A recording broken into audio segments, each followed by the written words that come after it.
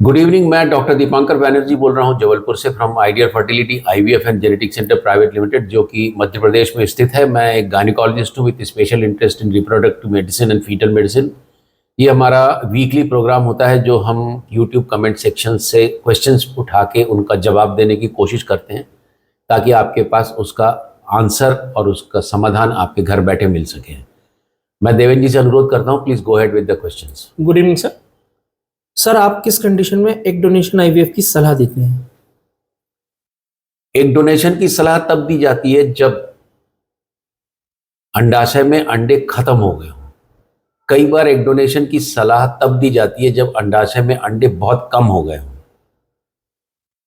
Egg donation की सलाह तब दी जाती है जब आपके पास आपके अंडे से कुछ करने के लिए ऑप्शन ही ना रहे।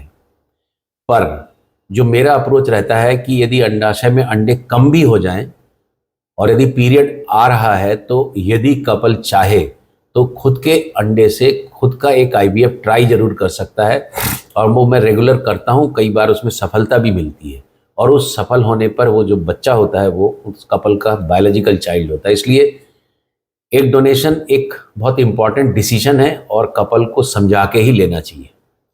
2 बच्चे होने के बाद पीरियड अचानक से बंद हो गए हैं, क्या कारण हो सकता है?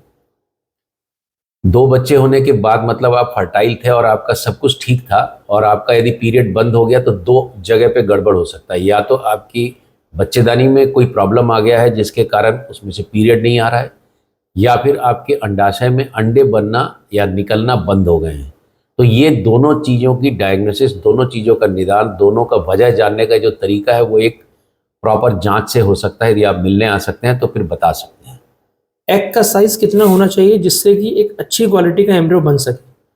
नॉर्मली जब हम आईवीएफ करते हैं, जब एक रेगुलर पीरियड होता है तब ये 18 से 21 मिलीमीटर के आसपास होता है। पर ये देखा गया है कि 16 मिलीमीटर से लेके 22-23 मिलीमीटर तक के भी एग्स में, फॉलिकल के में से जो एग निकलते हैं उसमें से भी अच्छे एम्ब्रियो बनते हैं। पर एक एवरेज 17-18 मिलीमीटर का एक मान के चलते हैं। पर इसका मतलब ये नहीं कि 20 से 22 मिलीमीटर के फॉलिकल को छोड़ देना चाहिए, उसमें से एग्स नहीं निकलेंगे।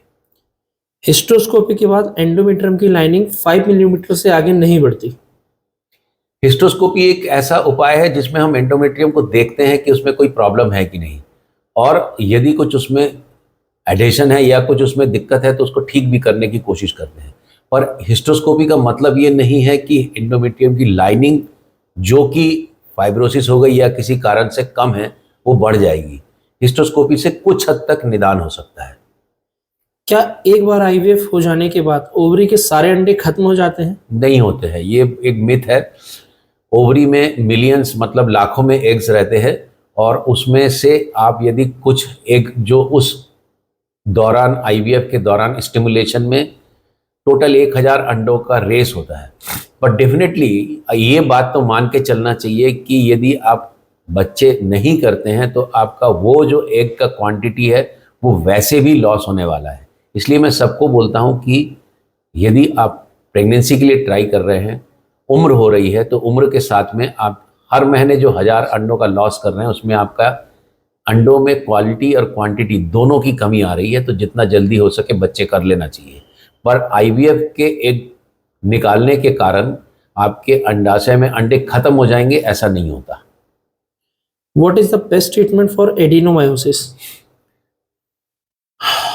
What is the best treatment? Best treatment is pregnancy.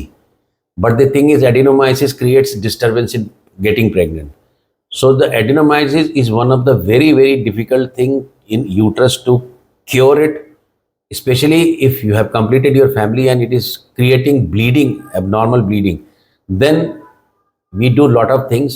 We do progestogens, we use GnRH analogs. Now there is a elagolix also, long-acting GnRH antagonist, and we put Mirena also.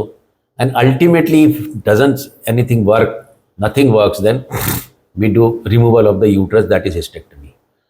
सुनने और जुड़ने के लिए बहुत बहुत धन्यवाद। यदि आपको वीडियो के कंटेंट अच्छे लगते हैं और आपको हमारा ये प्रोग्राम अच्छा लगता है तो प्लीज़ चैनल को शेयर जरूर करिए और चैनल को सब्सक्राइब करिए, ताकि हम आपको लगातार आपसे जुड़े रहें और आपके क्वेश्चंस का जवाब देते रहें।